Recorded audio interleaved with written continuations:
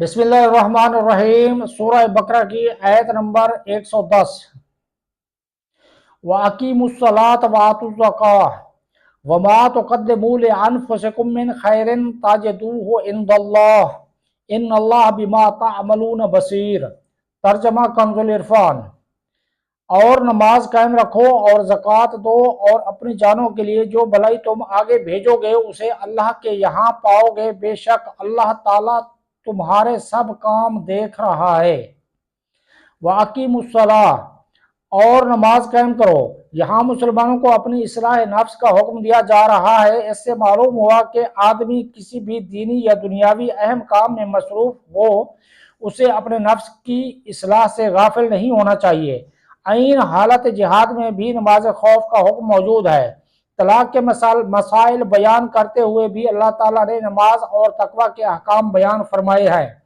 لہٰذا اگر کوئی نیکی کی دعوت میں یا علم دین کے حصول یا کسی دوسرے اہم دینی کام میں مشغول ہے تو اسے اپنی اصلاح سے غافل نہیں ہونا چاہیے۔